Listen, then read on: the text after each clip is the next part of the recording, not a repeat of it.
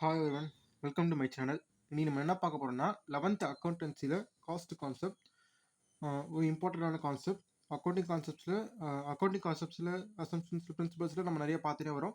அதில் இது ஒரு இம்பார்ட்டண்டான கான்செப்ட், காஸ்ட் கான்செப்ட். ஃபர்ஸ்ட் இதோட டெஃபினேஷன் பார்த்துட்டோம். An asset is recorded in the books on the basis of the historical cost, that is acquisition cost. The cost of the acquisition will be the base for all further accounting. அதாவது நம்ம நார்மலாக accountants என்ன பண்ணுவோம்னா, ஒரு asset வாங்கினாலும் அது asset வாங்கும்போது நம்ம புக்ஸில் வந்து இது மாதிரி அசெட்ஸ் எவ்வளோ வாங்கணுமோ அதுக்கான ப்ரைஸ் போட்டு நம்ம ரெக்கார்ட் பண்ணுவோம். நம்ம எவ்வளோக்கு வாங்குறோமோ அதுதான் அந்த ஹிஸ்டாரிக்கல் காஸ்ட். உதாரணத்துக்கு ஒரு எக்ஸாம்பிள் சொல்கிறேன். நம்ம வந்து ஒரு பில்டிங் வாங்குகிறோம். பில்டிங் வந்து ஒரு அசெட்டு பர்ச்சேஸ் பண்ணிருக்கோம். எப்போனா இன் 2024 ஃபார் 15 lakhs. இந்த 15 lakhsன்றது தான் ஹிஸ்டாரிக்கல் காஸ்ட். ஹிஸ்டாரிக்கல் காஸ்ட்னா ஒன்றும் இல்லை, நம்ம எவ்வளோ காசு கொடுத்து ஒரு அசெட்டை வாங்குறோமோ அந்த காஸ்ட் எவ்வளோ நம்ம கொடுக்குறோமோ அதுதான் ஹிஸ்டாரிக்கல் காஸ்ட். அதே மாதிரி it is recorded at cost, but it is systematically recorded in its book value by charging depreciation. என்னது வந்து நம்ம வந்து சிஸ்டமேட்டிக்கலாக புக்கில் வந்து ரெக்கார்ட் பண்ணணும். இப்போ நம்ம புக்கில் இந்த புக் வேல்யூன்றது என்னன்னா, நம்ம அக்கௌண்டிங் புக்ஸில் வந்து அதாவது புக் கீப்பிங் சொல்லிட்டு ப்ராசஸ் இருக்குது, அதில் வந்து ரெக்கார்ட் பண்ணுவோம். அதில் அதாவது ரெக்கார்ட் பண்ணும்போது எவ்வளோ வேலைக்கு நம்ம வந்து இது ரெக்கார்ட் பண்ணுறோம், அந்த புக் வேல்யூன்றது இந்த 15 lakhs தான். ஹிஸ்டாரிக்கல் காஸ்ட்னு சொல்லலாம், புக் வேல்யூன்னு சொல்லலாம், ரெண்டு ஒன்று தான். அதே மாதிரி இது டெப்ரிசியேஷன் ஒன்று போடும். டெப்ரிசியேஷன் வந்து நீங்கள் ஃபியூச்சர் கிளாஸஸில் படிப்பீங்க. லாஸ்ட்டில் சிம்பிளாக சொல்லணும்னா காஸ்ட் கான்செப்ட் வந்து நம்ம ஒரு அசெட்டை வாங்கும் போது எவ்வளோ கொடுத்து நம்ம வாங்குறோமோ அந்த காஸ்ட்டை வந்து நம்ம ரெக்கார்ட் பண்ணுறோம், அவ்வளோதான். இதுதான் அக்விசிஷன் காஸ்ட். அதே மாதிரி இதோட லிமிடேஷன்ஸ் பார்த்துருவோம். ஃபர்ஸ்ட் லிமிடேஷன் வந்து இட் டசன்ட் கன்சிடர் இன்ஃப்ளேஷன். இன்ஃப்ளேஷன்னா பண மதிப்பு இருக்கும். அதாவது கேஷோட வேல்யூ வந்து கம்மியாக இருக்கும். அதாவது 1990 இருந்த 100 rupees வேல்யூ வந்து இப்போ எடுக்கலாம் கிடையாது. 2024 1990 அப்போ 100 rupees வேல்யூ இப்போ கிடையாது. அதாவது 1990 உங்களால் 100 rupeesக்கு நிறைய பொருள் வாங்க முடியும். ஆனால் இப்போ உங்களால் 100 rupeesக்கு ஒரு சாக்லேட்டு இல்லைனா ஒரு சிம்பிள் கொஞ்சம் ஐட்டு தான் வாங்க முடியும். இதான் சிம்பிளாக சொன்னால் இன்ஃப்ளேஷன். இது எங்கே அக்கௌண்ட்ஸில் எப்படி இதுவாகுதுன்னா, பில்டிங் வந்து நம்ம வந்து ஒரு 2004 ஒரு பில்டிங் வாங்குகிறோம் 15 lakhsக்கு. ஆனால் அதோட ப்ரெசென்ட் வேல்யூ வந்து 40 lakhs 2024. ஆனால் நம்ம என்ன பண்ணுவோம்னா, இந்த 2024 அக்கௌண்ட்ஸில் என்ன காமிப்போம், 15 lakhs தான் காமிப்போம், 40 lakhs காமிக்க மாட்டோம். இது ஒரு லிமிடேஷன் தான். ஏன்னா இது அப்டேட் ஆகாமல் இன்னும் 15 வருஷத்துக்கும் இந்த 20 வருஷத்துக்கு பின்னாடியே இருக்கிற மாதிரி தான் இருக்குது. 2024 40 lakhs வந்துச்சு, ஆனால் இன்னும் அந்த 15 lakhsலேயே இருக்கு. இது வந்து அப்டேட் ஆகாமல் இது ஒரு ட்ராபேக்ல இருக்குது. அதாவது நமக்கு ரியலான வேல்யூ என்னன்னு தெரியல. இந்த வேல்யூ வச்சு நம்ம மொத்த சம்ஸை போடுறதுனால ரியல் வேல்யூ என்னன்னு தெரியாமல் அது ஒரு லிமிடேஷனாக இருக்குது. ஏன்னா ரியல் வேல்யூ இருந்தால் தான் நமக்கு அதை வச்சு நம்ம என்ன பண்ணலாம்னு சொல்லிட்டு ஒரு ஐடியா கிடைக்கும். நிறைய டிசிஷன் எடுக்கிறதுக்கு சான்ஸ், டிசிஷன் மேக்கிங்க்கு ரொம்ப யூஸ்ஃபுல்லாக இருக்கும் ரியல் வேல்யூ தான். இது இம்பார்ட்டன்டான ஒரு லிமிடேஷன்.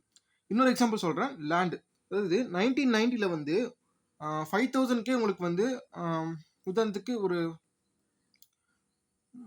5 acres 5 cent வந்து ஒரு லேண்ட் கிடைக்குதுன்னா அதோட வேல்யூ வந்து இப்போ 2024 வந்து 2 lakhs இருக்குது. ஆனால் நம்ம அக்கௌண்ட்ஸில் என்ன பண்ணுவோம்னா, ரெக்கார்ட் பண்ணும்போது 1990 பர்ச்சேஸ் பண்ணப்போ 5,000 சொல்லிட்டு ரெக்கார்ட் பண்ணியிருப்போம். அதே தான் இந்த 2024 வரைக்குமே அதே 5,000 சொல்லிட்டு தான் ரெக்கார்ட் பண்ணியிருப்போமே தவிர அது இன்க்ரீஸ் ஆனதை காமிச்சிருக்கவே மாட்டோம். இது இன்ஃப்ளேஷனால இன்க்ரீஸ் ஆகிருக்கும், அது நம்ம ரெக்கார்டை பண்ணியிருக்க மாட்டோம். இன்ஃப்ளேஷன் எல்லா பொருள் மேலேயும் அஃபெக்ட் ஆகும். அது அக்கௌண்ட்ஸில் நம்மளால் அவசியத்தில் ரெக்கார்ட் பண்ண முடியாது, அது பெரிய ப்ராசஸ். இன்ஃப்ளேஷன் கொஞ்சம் குழப்பமான கான்செப்ட், அது எக்கனாமிக்ஸில் நீங்கள் போக போக படிப்பீங்க. அதே மாதிரி செகண்ட் இம்பார்ட்டண்டான ஒரு லிமிடேஷன் எதுன்னு பார்த்தீங்கன்னா, historical cost losses comparability. Historical காஸ்ட்டில் நம்ம அசட்ஸை ரெக்கார்ட் பண்ணும்போது கம்பேர் பண்ணுறது ரொம்ப கஷ்டம். உதாரணத்துக்கு ஒரு எக்ஸாம்பிள் எடுத்துக்கலாம். 2 person இருக்காங்க, mister X mister Y. Mister எக்ஸ்ன்றவர் வந்து 2 பேருமே வந்து மிஷினரி வாங்குறாங்க, ஒரே மிஷினரி தான். மிஸ்டர் எக்ஸ் வந்து 1995 1 லட்ச ரூபாய் கொடுத்து அந்த மிஷின் வாங்குறாரு. மிஸ்டர் ஒய்ன்றவர் 5 lakh கொடுத்து 2020 வாங்குறாரு. இப்போ எக்ஸ் வந்து 2024 50,000 ஏர்ன் பண்றாரு, ஒய்யும் 2024 50,000 ஏர்ன் பண்றாரு. ஏன்னா 2 பேருமே ஒரே மிஷின் தான் யூஸ் பண்றாங்க. ஆனா X earn at 50%, Y earn at 10%. அது என்ன 50% 10%னா, எக்ஸ்ன்றவர் வந்து மிஷினரி காஸ்ட்ல 1 lakh, அதுல 50% வந்து ஏர்ன் பண்றாரு, 50% ஏர்ன் பண்றாரு. அதே ஒய்ன்றவர் வந்து மிஷினரி காஸ்ட் வந்து 5 lakh, அதுலேயே 10% தான் ஏர்ன் பண்ணுறாரு. ஆனால் நம்ம பார்க்கும்போது 2 பேரும் ஒரே ஏர்ன் பண்ணுற மாதிரி இருக்கும். ஆனால் இந்த இன்வெஸ்ட்மெண்ட்டோட கம்பேர் பண்ணும்போது இவரது அதிகம், இவரது கம்மி. இது மாதிரி ஹிஸ்டாரிக்கல் காஸ்ட்டில் ரெக்கார்ட் பண்ணும்போது நம்மளுக்கு கம்பேர் பண்ணுறது கஷ்டம். 95 நடந்திருக்கு, இது 2020 வாங்கியிருக்காரு. ஆனால் இது 1 லேக்லேயே ரெக்கார்ட் பண்ணி நிற்போம், இங்கே 5 லேக்ஸ். ஆனால் இதோட வேல்யூ இது 1 லேக்னு இருக்கும். ஸோ இப்போ வேல்யூ வந்து எக்ஸ்ட்ராவாக இருக்கலாம். இது மாதிரி கம்பேர் பண்ணுறது கஷ்டம். தேர்டு இம்பார்ட்டண்டான ஒரு லிமிடேஷன், இதுக்கு வந்து கொஞ்சம் லிமிடேஷன் அக்செப்ட் பண்ணுறது இதுவாக தான் இருக்கும். அதாவது many assets do not have acquisition cost. அதாவது கம்பெனி அக்கௌண்ட்ஸில் பொறுத்த வரைக்கும், அதாவது அக்கௌண்ட்ஸ் பொறுத்த வரைக்குமே உங்களால் எல்லாத்தையும் வந்து ரெக்கார்ட் பண்ணிட முடியாது ஃபினான்ஷியல் வேல்யூ கொடுத்து. உதாரணத்துக்கு ஒரு ஆர்கனைசேஷன் இருக்குன்னா ஹியூமன் ரிசோர்ஸ் வந்து ரொம்ப ரொம்ப இம்பார்ட்டண்டான ஒரு ரிசோர்ஸ். ஹியூமன் ரிசோர்ஸ் இல்லாமல் ஒரு ஆர்கனைசேஷன் நடக்காது. அப்படிப்பட்ட நிலையில வந்து ஹியூமன்ஸ் வந்து நம்ம ஒரு அசட்டை தான் பார்ப்போம். ஆனால் ஹியூமன் ரிசோர்ஸ் என்னதான் ஒரு அசட்டாக இருந்தாலும் கம்பெனிக்கு ஒரு இம்பார்ட்டண்டான அசட் ஹியூமன் ரிசோர்ஸ் இருந்தாலும் நம்மளை அவங்க வந்து ரெக்கார்ட் பண்ண முடியாது. இவ்வளோ ஹியூமன்ஸ் இருக்காங்க, ஒரு 10,000 எம்ப்ளாய்ஸ் இருக்காங்கன்னா 10,000 எம்ப்ளாய்ஸ் இவ்வளோ அசட்ஸ்னு சொல்லிட்டு ஒரு 50 crore அசட்ஸ்னு சொல்லிட்டு ரெக்கார்ட் பண்ண முடியாது. எப்படி ரெக்கார்ட் பண்ண முடியும்? ஹியூமன்ஸ் வேல்யூ பண்ணவும் முடியாது. இது ஒரு இம்பார்ட்டண்டான லிமிடேஷன் அக்கௌண்ட்ஸ் பொறுத்த வரைக்கும். That's all. இதுதான் காஸ்ட் கான்செப்டோட பேசிக்கான இது. நீங்கள் இது அப்ளை பண்ண உங்களுக்கு இன்னும் நாலேஜ் எல்லாம் கிடைக்கும்.